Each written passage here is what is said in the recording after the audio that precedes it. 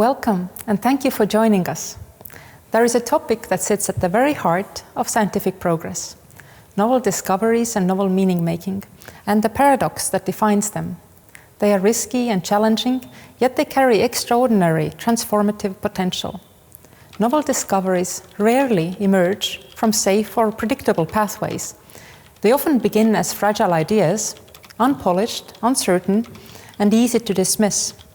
But when given room to grow, when we dare to pursue them despite the risks, they reshape our understanding of the world. They shift paradigms, provoke new questions, and open possibilities we didn't know existed. And discovery alone is not enough. New meaning-making, how we interpret, frame, and understand what we find, is equally essential.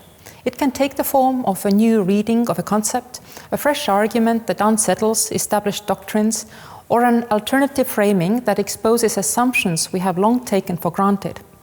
Novelty in interpretation is often subtle but profound. It determines whether insights remain isolated breakthroughs or become catalysts for broader scientific, societal, or cultural change.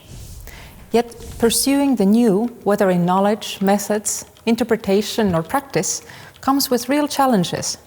Novelty often confronts existing structures, the way we fund research, the way we evaluate it, the way we define success, and the way institutions respond to uncertainty. These structures can limit risk-taking, even when the greatest advances require it. So we should explore this tension that sits at the very heart of scientific progress. Why is novelty so difficult to support?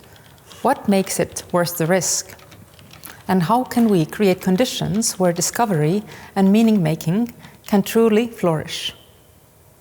This discussion is particularly important in the context of rapid technological change, shifting political climates, and evolving academic structures. Science advances not through papers or grants, but through real discoveries.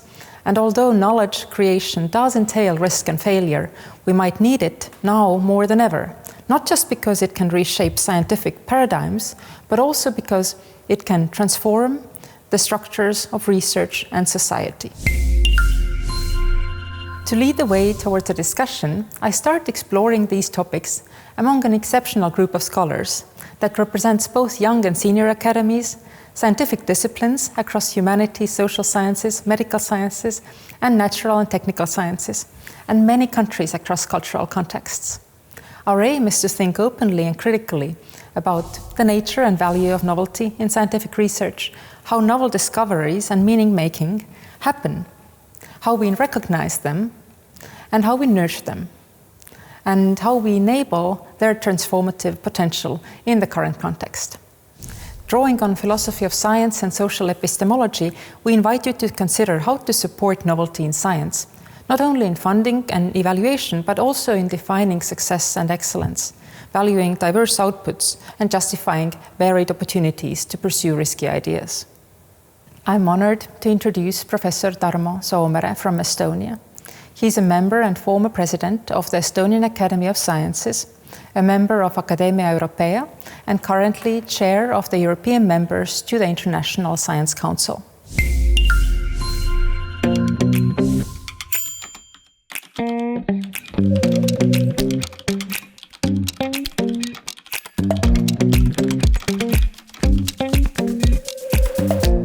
Dear colleagues, many keywords of this session, like novelty, breakthrough, discovery, and especially innovation, are often used, diplomatically saying, in a highly varying context.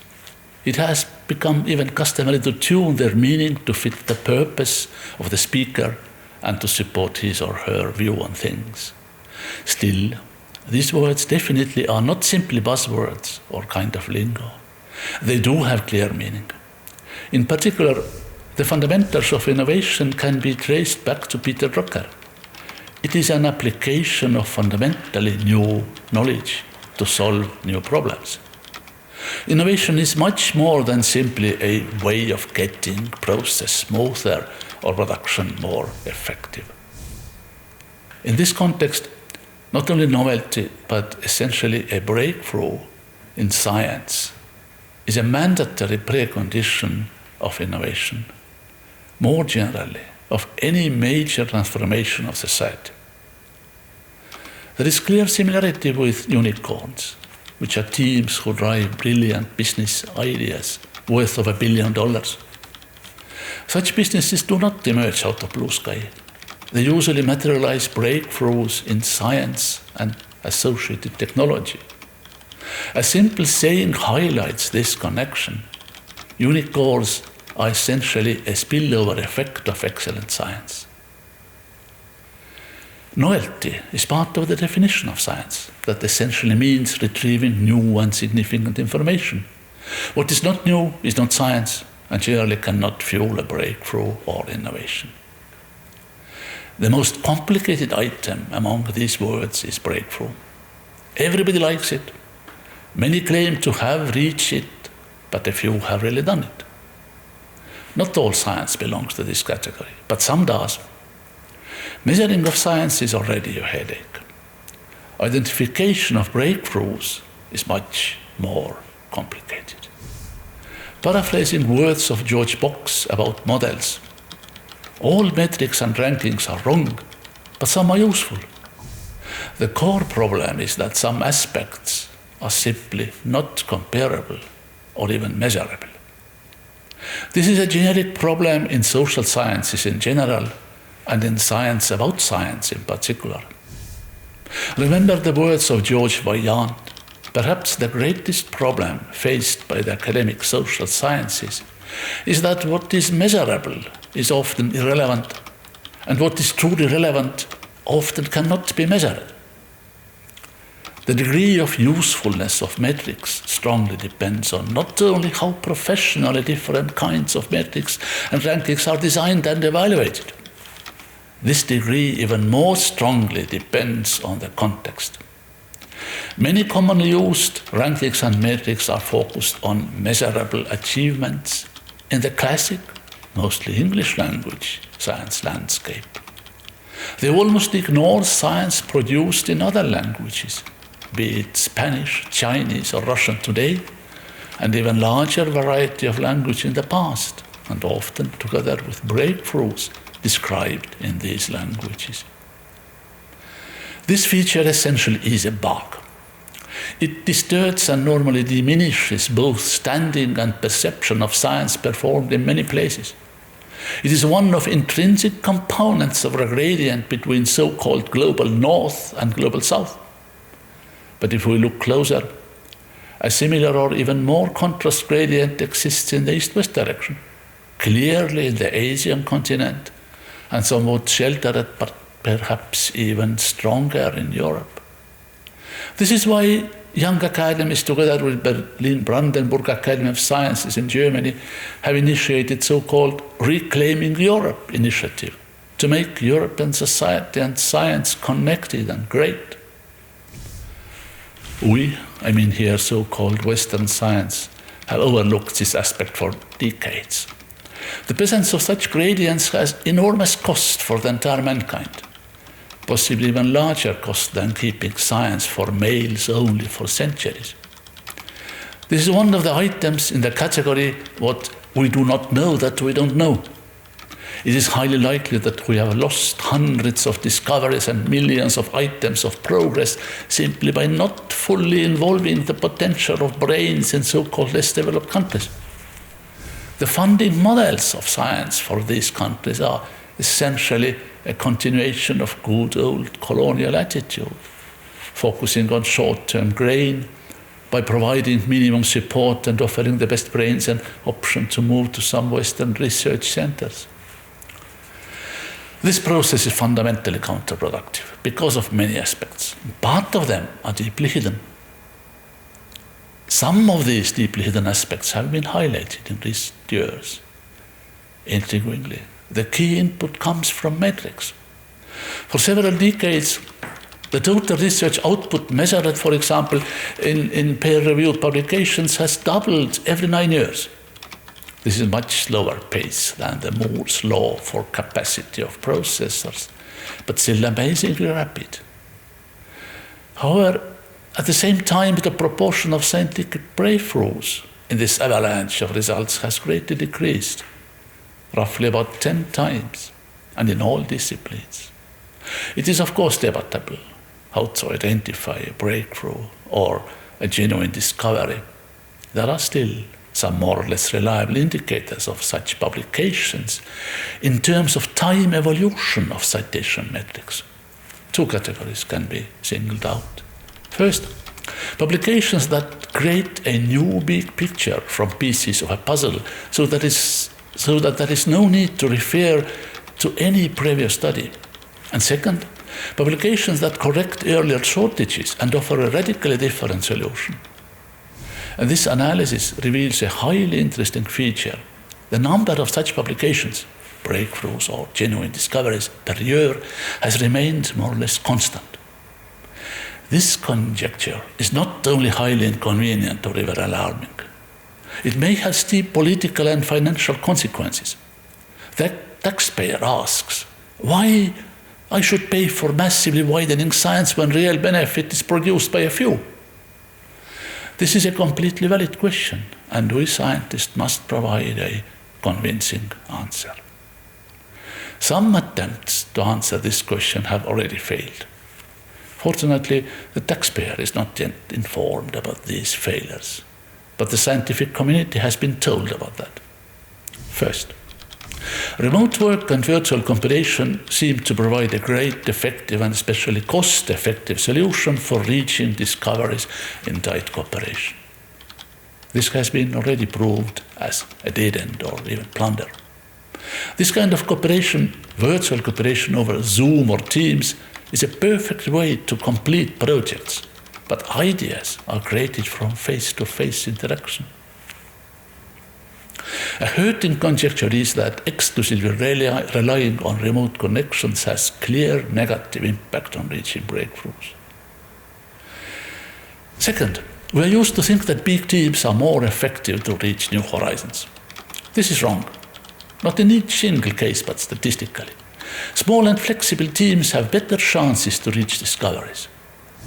These two features may be the reasons why the normalized impact of Estonian science or science in Iceland is at the top of the world.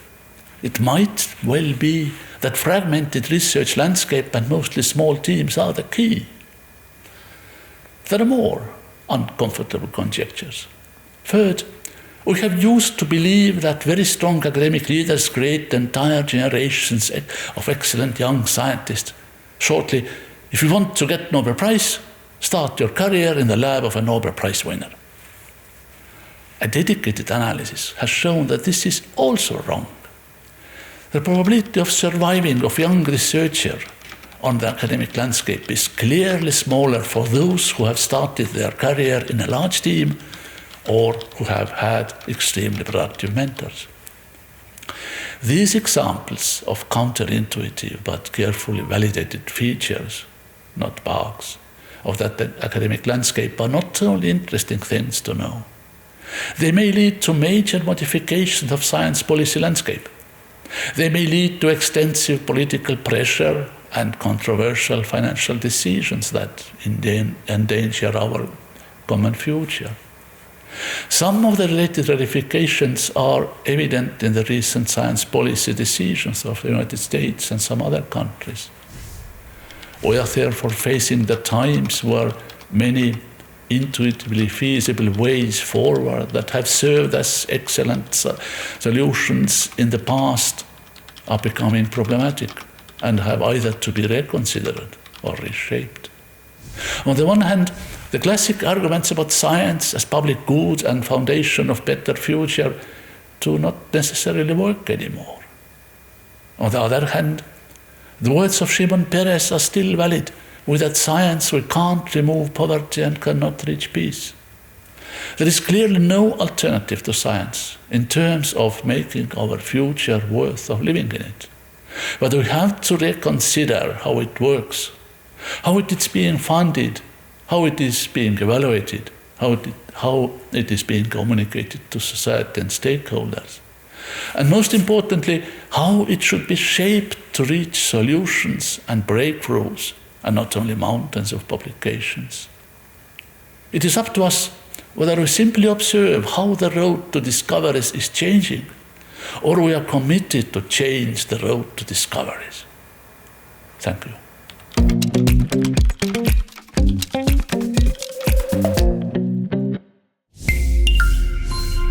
It's important to remember that novelty doesn't appear in a vacuum. It interacts with the systems and conditions that shape research itself. Technology, for instance, plays a dual role. It can accelerate groundbreaking discoveries, yet it can also reinforce echo chambers and reward the familiar, reminding us how deeply scientific progress depends on its structural environment. At the same time, novelty is increasingly constrained by pressures on academic freedom. Political and institutional priorities that favor short-term goals or low-risk research can inadvertently discourage exactly the kinds of paradigm-challenging ideas that drive real discovery. And these pressures are felt most acutely by early career researchers. Career structures and evaluation metrics rarely reward curiosity-driven exploration, and funding systems often struggle to support high-risk proposals, shaping which breakthroughs ever have a chance to emerge.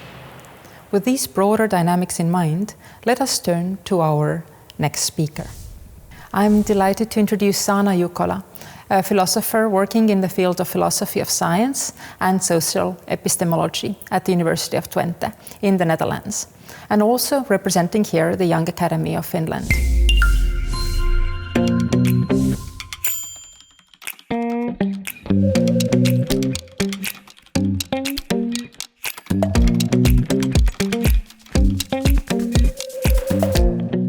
What drives many young academics is not only enthusiasm about their topic, but fear and worry.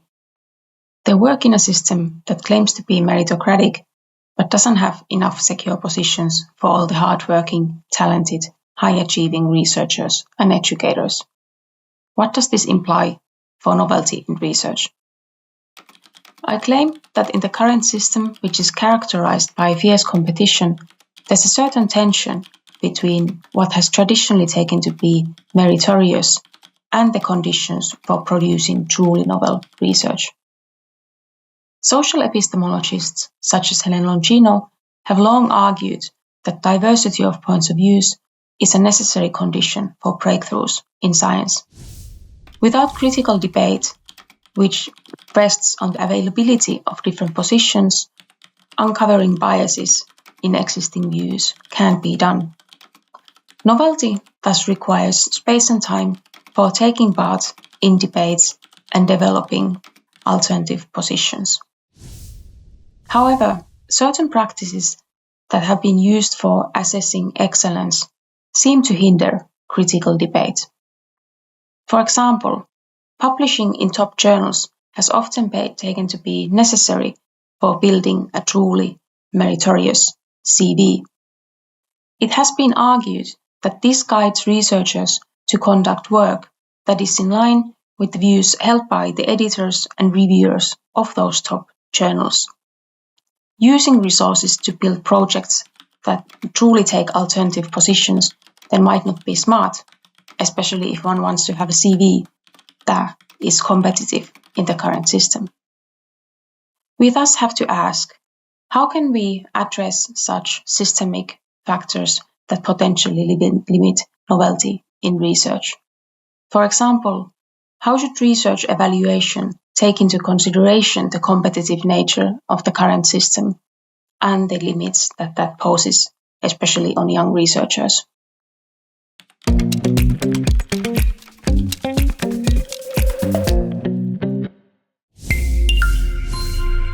I'm delighted to introduce you our next speaker with the words of composer John Cage.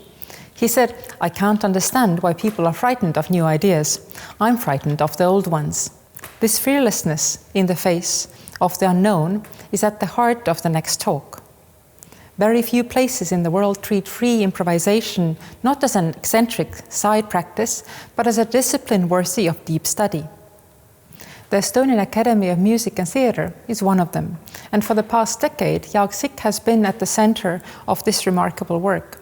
In a world increasingly organized around metrics, predictability, and reproducible outcomes, Jaak invites us to consider improvisation as an existential stance, a way of thinking that protects risk, honors the unknown, and keeps human creativity alive.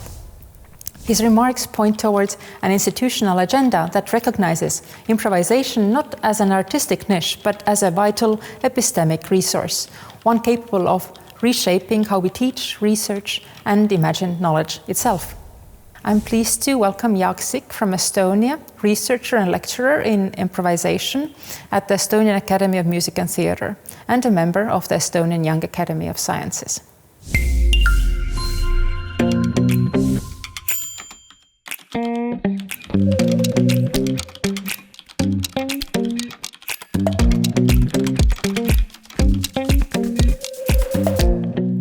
Free improvisation is taught as a serious artistic and research specialty in only a handful of universities worldwide.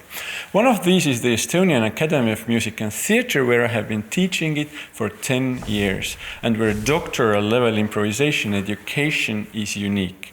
This experience and environment illuminates a broader set of epistemic and pedagogical principles that are increasingly relevant for thinking about research across disciplines. Free improvisation can be understood as an expressive process born in the moment, not predefined by cultural, cognitive, or contextual constructions or templates. This understanding produces a paradox. Teaching free improvisation seems ontologically self-contradictory. How can one teach something that is inherently personal, emerging from each individual's inner world and its limitations? The implication is clear. Improvisation cannot be taught via direct transmission of content or technique. If I try to teach it head-on, my activity would become the colonization of another person's patterns by the patterns I carry as a teacher. Instead of direct instruction, teaching improvisation involves facilitation, creating environments in which individual agency, perceptual openness, and self-determined exploration can develop without undue external constraint. It builds on existential questions that are intense in our contemporary society. In a technological, complex, innovation-driven world, universities face growing pressure to produce reproducible output and measurable impact. Yet the most transformative research often emerges from processes that deliberately operate outside such predictable structures. Improvisation illuminates this tension. Should the present be organized according to position and power, or should it be reorganized by new solution-giving ideas? Improvisation is never free of inner struggle. Every improvisational act involves a mental competition among multiple possible responses. A person or a situation is not a singular voice, but a complex assembly of competing directions of thought, each striving towards expression. From this internal wrestling emerge several core principles of free improvisation that are also relevant for organizing innovative research. Accept true mental processes as they unfold. Express ideas through action as integrally as possible. Accept mistakes and risk as unavoidable and important productive conditions. Recognize discomfort as normality. Commit to a dynamic, context-sensitive flow of thought and action. Build communication through the coexistence of diverse synchronous lines that influence one another. And encourage self-determination, protecting personal mental space as a human right. These principles align closely with the types of capacities required for innovative research, yet they often run counter to the incentives and structures that dominate contemporary academic governance. Everyone and everything is loaded with their past, But when improvisation occurs between unfamiliar individuals, the result becomes even more unpredictable. The condition reinforces two core principles. I never fully know, and knowledge is never final. If institutions fail to cultivate such epistemic openness, the ability to think beyond the reproducible and the already known withers when unused. In such conditions, instructions and quality assurance frameworks can inadvertently become substitutes for self-trust. The consequence is a drift towards safety, reproducibility, and the predictability at the expense of exploratory, high-risk, high-novelty research. Drawing on the insights of improvisational practice, we can articulate better practices for environments where genuine novelty can emerge.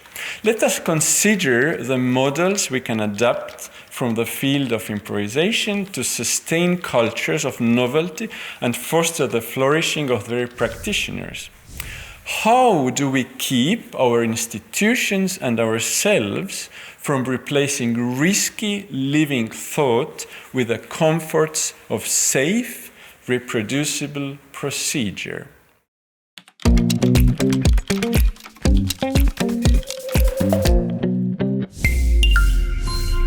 This is a good moment to consider some of the deeper questions that sit beneath today's discussion. Why are we, as researchers, and as a society so drawn to everything new? Why do we pursue research in the first place? And what is it that makes novel discoveries and new meaning-making truly valuable? Are we motivated primarily by economic or strategic benefits, or do these pursuits hold an intrinsic value, something essential to human curiosity and scientific progress? Looking at the bigger picture, we might even ask whether the pursuit of novelty, new insights, new interpretations, new ways of understanding defines the core purpose of our research ecosystems. And if it does, then what does it take to build and sustain an ecosystem where such novelty is not only possible, but genuinely encouraged? What kinds of structures, incentives, and freedoms allow breakthroughs to emerge? This also invites us to reflect on the role of scientific publications. They are undoubtedly important. One of the key means through which discoveries are communicated, validated, and shared. But are they the only mechanism, or even the primary one, through which novel ideas take shape and transform our fields? Or might we need to broaden our views of what counts as a meaningful scientific contribution? With these questions in mind, let us now turn to our next speaker, who will help us continue exploring how novelty emerges, how it is supported, and how it can meaningfully reshape the trajectory of science. I'm delighted to introduce our next speaker, Heli Valtna, a physicist, co-founder of the deep tech startup Light Code Photonics, and research fellow in innovation policies and ecosystems at the University of Tartu in Estonia.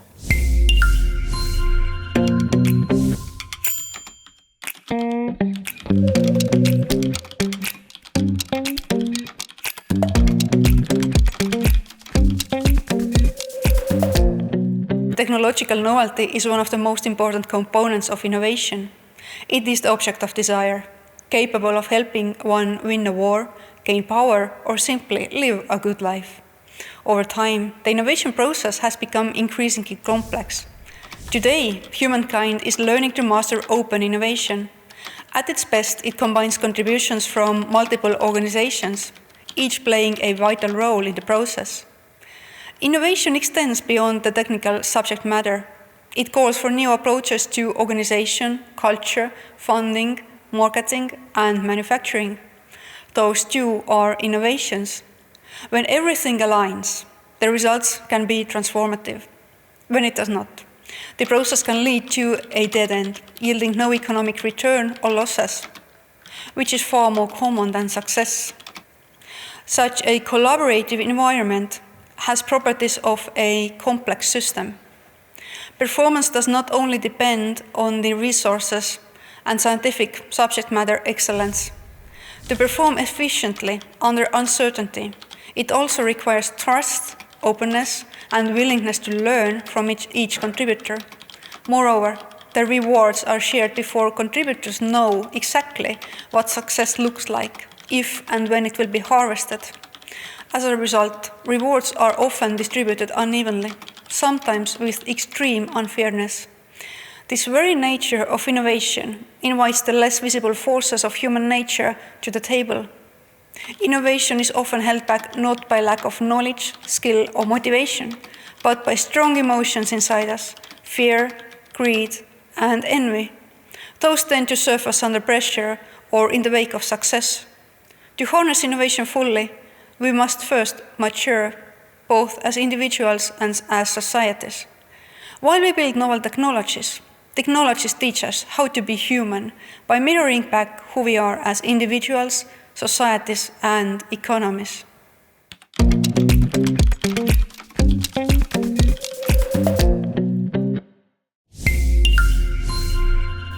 I'm delighted to introduce our next speaker, Professor Stefan Constantinescu.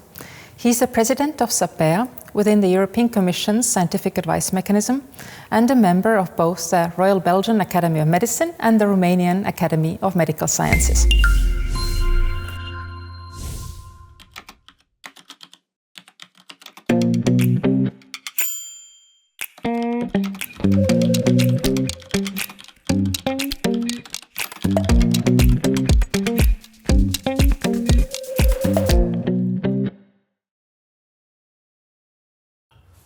I would like to thank the organizers for inviting me to this extremely interesting session. I think that science is in this situation where future is no longer what it used to be, as Paul Valéry once said. Science is under extreme pressure because we have constraints, material constraints, societal constraints, and I think that the question is how to foster very good research that brings breakthroughs, discoveries, and novelty, and then impact on society. And I think that we have short-term and long-term issues. On the short term, I think we have to find a way to reform the grant system. The grants that came initially from prizes, recognizing merit, giving a check, a white blank check to people to pursue their ideas, have been transformed into a complicated instrument that somehow becomes a purpose in itself. And high-impact papers are a preconceived condition to obtain these grants. So one shifted from the authentic motivation of pursuit of truth into this competitive nature of getting grants and papers, which is putting the accent on the process and not on the function. Now, eLife, the journal that was started and edited initially by Randy Shackman, had the fundamental principles that I think would be a solution to this problem, because journals have to evolve and the simple open access solution has not solved the problem. And with respect to the grants, I think that we are having too many people that are talented and deserve to be funded, and the funding is simply not sufficient. The study section, the panels, do not have enough experts in the actual areas, and many times the grants are awarded simply based on rewarding high-impact papers. So I think those are the things that especially young academies and academies in general and academia should propose to society in a convincing way, so that we change these instruments that are instruments from 30 years ago when the science was different than today. But on the long run, I think that the fundamental problem is at the level of universities. So if we want to have in the future generations good science that would bring prosperity and health, we need to take a very, very close look at how universities function.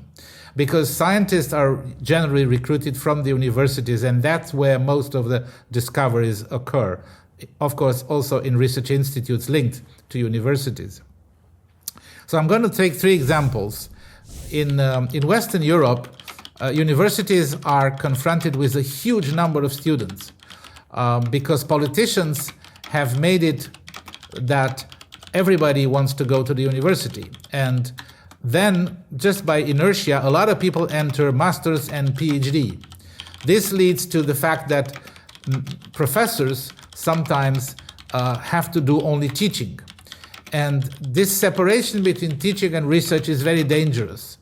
It's very dangerous because in front of a university student, a professor is authentic, legitimate, only when she or he has done some discoveries or some original things in their past and can represent that discipline. And this, the presence of very good scientists as professors is important in the undergraduate world, not only at the PhD and postdoc world, because teaching large auditoria of undergraduate students will leave an impact on their scientific education early on. And some of those will become the business people and the politicians and the society that then will decide on the future of science in the future. The second issue that I wanted to mention is that in Eastern Europe, the situation is different. The funding is very, very poor, and then the funding is under the form of a contract in which the scientists must absolutely do everything they said they will do in the next 5 years, which of course is unpredictable and is dependent on the results. Finally, in the United States, universities have shifted 25, 30 years ago to a model where business is extremely involved in the science. And this has some positive consequences, but in the end, I think that there is a dose-dependent problem in which if too much business is involved, and that rather than the originality and the academic interest in a non-directed way is not favored, then we have a problem, and then we're going to retard progress. So my message is that either political or business interventions have to be carefully examined so that they do not really impact the very fragile fabric of science, which requires talented people, motivated people, difficult people, critical people, to be at the right time, at the right place, benefit from intellectually honest environments, and only those kinds of mixtures of things can induce breakthroughs that we all want, that will impact life and will develop societies. Thank you.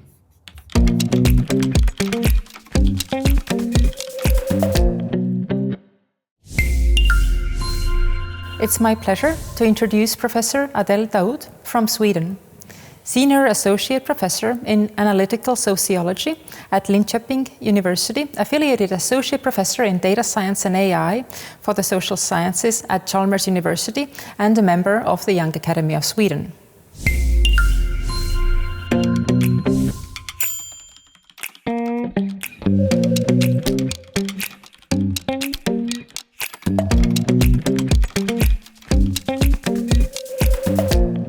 Academia loves novelty, and academia hates novelty. Sounds absurd, right? But let me explain this paradox. Hello, my name is Adel Daoud. I'm a professor and also a host of the Journeys of Scholars podcast. Over the years, I've explored how new ideas spring up and sometimes get shut down in fields like sociology, mathematics, physics and statistics, and computer science and beyond. I've seen a troubling pattern. Novelty is a valued entity in theory, but often resisted in practice. We all say we prize novelty. After all, breakthroughs and daring hypotheses in all of these disciplines, a groundbreaking theorem in math, fresh perspective in sociology, drive knowledge forward. In principle, every discipline rewards the big new idea. But in reality, truly novel work often meets resistance. A sociologist who challenges the canon might struggle to get published. A mathematician with an unconventional proof might be dismissed because it defies the way we do things. And if physics proposing a radical experiment can be told it is too risky to get funded. In practice, the more an idea departs from the familiar, the more pushback it gets. So why this hesitation? Because the novelty is risky. It upends the comfort zone and can fail spectacularly, right? A new idea threatens old ones, and not everyone welcomes that. Our academic structures often amplify this caution. Think about it.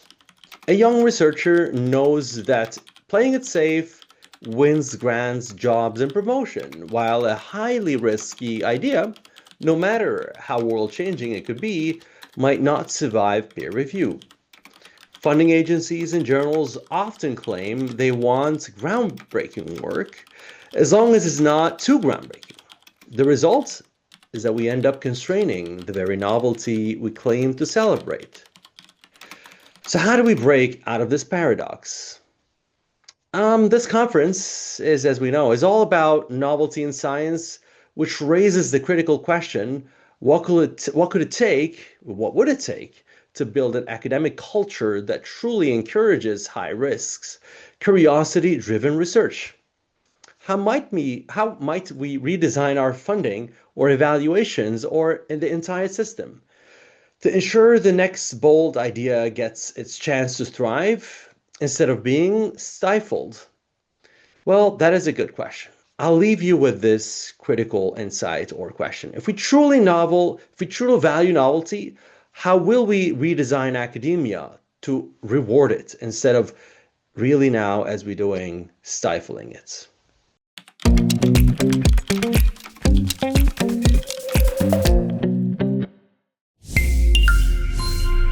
I'm very pleased to welcome Professor Noël de Miranda from the Netherlands. He's the president of the Young Academies Science Advice Structure, which brings together all young academies across Europe, and a member of the Young Academy of the Netherlands. Noël de Miranda is also the professor of translational oncology at Leiden University in the Netherlands.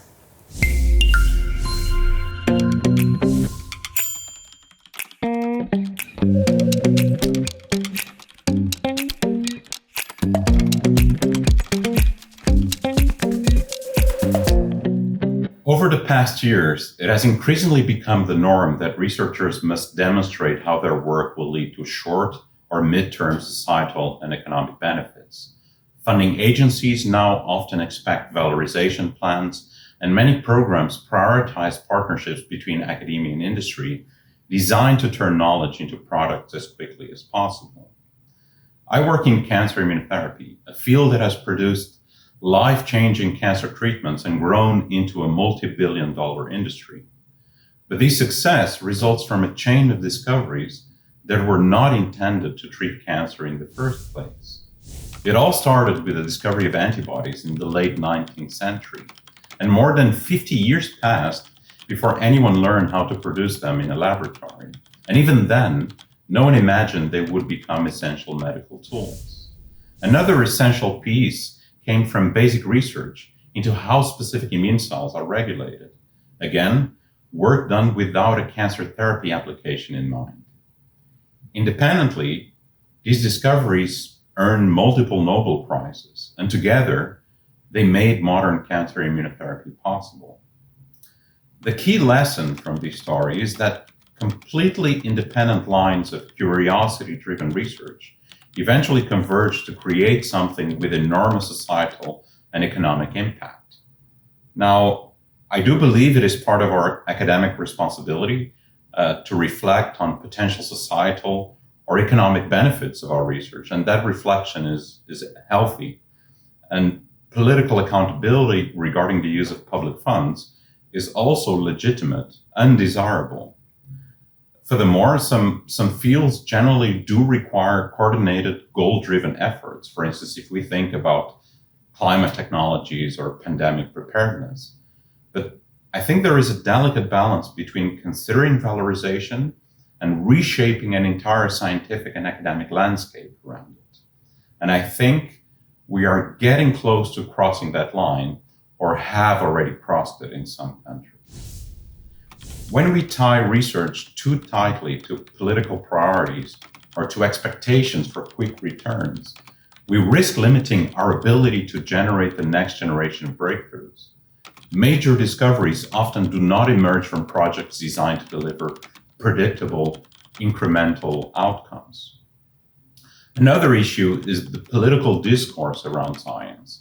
We hear repeatedly that research must give back to society, and of course it must, but the timelines and expectations are increasingly set by policymakers, not in scientific reality.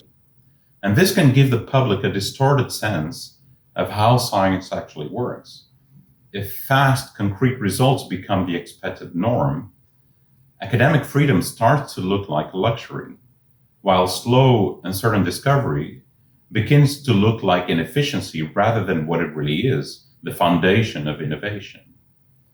Paradoxically, by pushing researchers towards small, safe projects that promise short-term impact, we may actually be wasting public funds, because these projects cannot deliver the transformative advances society ultimately depends on. There is one more point I want to stress. Today's research environment is shaping tomorrow's scientists. If we narrow the bandwidth within which science is allowed to operate, we severely limit the training, imagination, and risk-taking of early career researchers, who are the people whom the future scientific progress will eventually rely on. If we want real innovation, we must give science the freedom to explore paths whose value may not be immediately visible. History has shown us again and again that these are the paths that will lead to breakthroughs that truly matter. There are several questions that I would like to pose in this context. Are we unintentionally designing a research system that is incapable of producing the next major breakthrough? What kind of scientific legacy are we leaving for early career researchers? A space for discovery or a system of safe, incremental checkboxes? Finally, how do we rebuild public trust when we promise fast innovation, yet know that real discovery takes time, resources, and often fails along the way?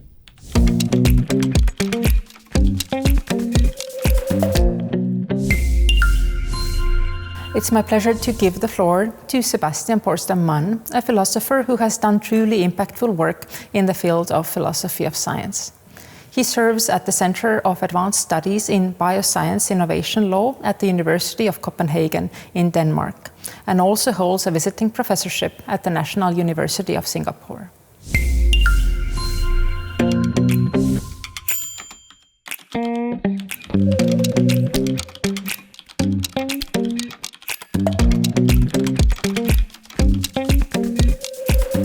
Dear colleagues, esteemed members of the National Academies, my name is Sebastian Porsdam-Mann and I'm recording this from Copenhagen. The reflections we've heard in this session show how bold ideas might be constrained in science. And this raises an important question. What happens when a truly transformative technology enters that same landscape? Let me discuss the example of generative AI, which offers extraordinary new possibilities. If we want to achieve breakthroughs in science, we must consider the potential of such emerging technologies. They may expand our collective capacity for discovery. So the topic of this session is novel discoveries in meaning making, risky and challenging, but with transformative potential. And as just mentioned, the novel discovery I will be talking about is generative AI. And the meaning making is whether we can use this technology to further normative goals through the acceleration and improvement of science. And when I say science here, I mean science in its broad sense. So all disciplines that are characterized by systematic inquiry and a search for the truth. So this includes humanities and social sciences in addition to the natural sciences and STEM fields. And in my talk, I'll be making the case for the benefits side, not because risks don't exist or aren't important, but because the risks and challenges are already amply covered in the existing literature amongst my AI ethics colleagues, as well as in regulation. The EU AI Act, for example, discusses only risks and challenges and does not discuss proportionality or benefits at all. Now, From my vantage point as an ethicist, this is an issue because this isn't cautious ethics. It's only half of ethics. To do a proper ethical analysis, we need to look at both the benefits and the risks. It might well be that we still end up prioritizing or concluding that the risks are more important, but it wouldn't be intellectually honest to do this in the absence of a look at the benefits. Now, when we look at proportionality, we don't need to reinvent the wheel. We already have ethical, regulatory, and legal frameworks that we can apply. And I'll be talking about one of these, namely the human right to science under international human rights law. So this is a human right that has its home in the same Universal Declaration of Human Rights, and the same covenant on economic, social, and cultural rights that many other much more familiar human rights have. It is, I believe, a good framework for looking at these questions because it is binding international law and therefore is a common normative framework for most of the world's countries. And because, importantly, it has built-in proportionality tools. So the international human rights law framework, by its very nature, involves trade-offs for fulfilling rights against the resources required, trade-offs in balancing off the fulfillment of one right versus another, or the rights of some groups versus other groups or individuals. Now, the human right to science is in Article 15 of the International Covenant on Economic, Social, and Cultural Rights. And this is an article that has several components. When people discuss the right to science, they generally mean Article 15(1)b, which states that everyone has the right to enjoy the benefits of scientific progress and its applications. However, there is also generative AI is also relevant to Article 15(2), which places duties on states to conserve, develop, and diffuse science and culture, as well as for Article 15(3), which places obligations on states to respect the freedom indispensable for scientific research and creative activity. Finally, through its ability to translate both languages and also between methods and approaches, generative AI also is relevant to Article 15(4), which concerns duties related to international cooperation in science and culture. Now, why is it that generative AI is relevant here? Well, if used appropriately, it has the potential to bring certain resources, skills, methods, and tools into the hands of people that otherwise wouldn't have it. So generative AI can be prompted to generate computer code and write programs. As mentioned, it can translate between languages. It can act as a junior assistant in terms of finding relative information or transforming that information into other forms. And it can help with editing and dissemination of research. All of these things are resources, in a sense, that senior researchers in wealthy countries can afford to hire human labor for, but many junior people in wealthy countries, as well as people everywhere in the rest of the world, have trouble utilizing to their highest potential. Similarly, generative AI scales very well. So whatever tasks it can do well at scale. And this is not only a benefit in the normal sort of efficiency sense, but we have to remember that when it comes to research, a lot of it is publicly funded, and whether or not it's publicly funded, it addresses several real-life issues. So the longer it takes to do this, the more brakes we put on this process, the later or the less benefits will accrue to people in need out there.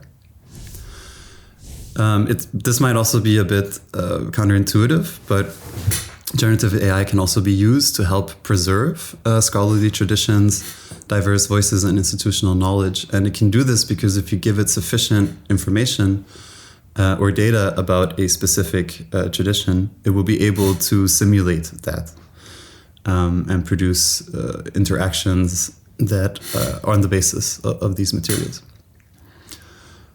And as already mentioned, the translation capabilities and the ability to address paperwork and administrative tasks means that generative AI, if used correctly, can help further collaboration, both domestically and internationally and globally. So to make this all a bit more concrete, maybe many of you are thinking when it comes to generative AI, well, it can just write my manuscript for me. And there are many sort of ethical issues involved with that. And this is not really primarily what I mean. I look at generative AI in more of a systems perspective for science. So in scholarship, we know that there are many sort of guidelines or frameworks or checks and balances that are meant to protect research participants and guarantee the integrity of the scientific record, such as peer review or IRB or ethics review, or the need to detail your research in grant applications and in consent forms and so on. And all of these serve a very noble and important purpose, but the way they're implemented often leaves things to be desired. So we know that there's a crisis in peer review. There aren't sufficient reviewers with sufficient expertise given the increase in paper submissions. We know that IRB and ethics review committees are heavily understaffed and under-resourced. We know that grant applications take way too much time given the amount of funding that they give. And consent forms likewise are mainly or often reduced to institutional liability shielding rather than actually a process that is meant to explain the details of research to participants and make them understand the risks and benefits involved. So these sort of peripheral areas are areas where I think that the generative AI can be used to speed up the research process without necessarily sacrificing on quality in ways that further these normative goals related to science as reflected in Article 15. And similar things can be said for science communication. Something that AI does incredibly well is translate your research into not only other languages, but also different reading levels, different communication styles. As I mentioned before, it can also help you program. So previously you would need to have years of experience with Python or some other programming language in order to do scientifically useful computation. But these days it is possible to instruct language models in your native language, and then the language model will create the computer program for you. And similar things can be said for literature synthesis. So all of this matters because we need a clear-eyed view of both the benefits and the risks for something that is so fundamental and something that is poised to make such a huge impact. Whether you like it or not, this technology is here. It is being used. We know this from several studies. And we have to deal with it in a way that's intellectually honest. And this shouldn't really be controversial. It's proportionality is a historically well-known ethical principle that is considered foundational to ethical analysis. And it is legally required not only under international human rights law, as I just mentioned, but also in EU law and in many domestic legal traditions. So I'm going to finish where I started, saying that even if we ultimately focus or end up judging that the risks are more important than the benefits, we must first take the benefits seriously. Because if we get this wrong, we could be missing a huge opportunity to advance human knowledge and well-being in ways that further normative goals. Thank you so much for your attention, and I look forward to the question and answer.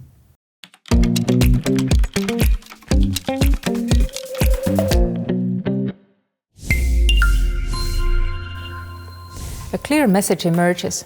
If we want to enable novel discoveries and new meaning-making, we must be intentional about the structures that shape our scientific ecosystems. Across today's contributions, we heard a call for reforms that place creativity, flexibility, and human connection at the center of scientific life. This includes reinvesting in physical, in-person interaction where early-stage ideas actually take root. It means shifting funding towards small teams that can take risks and move quickly. We also heard about the importance of maintaining a diversified research landscape where distributed communities can thrive. To enable true novelty, our evaluation systems must reward originality and breakthrough potential over sheer productivity, embracing qualitative assessments and evidence of genuine independent thinking. Likewise, protecting scientific diversity in funding decisions is essential. We must create policies that support idea generation itself, including protected time and low-burden funding for early-stage conceptual work. All of this depends on long-term institutional stability paired with structural flexibility. And ultimately, it requires a commitment to actively shaping the research landscape, recognizing that older models built around growth, remote collaboration, and concentration of prestige may no longer maximize genuine breakthroughs. These proposals do not point to a single solution. Instead, they outline a research ecosystem intentionally designed to foster novelty, to give risky ideas the conditions they need to grow, and to ensure that both discovery and meaning-making can thrive. With that, I'd like to open the discussion. How might we collectively imagine a research system better aligned with the transformative potential of novel discovery?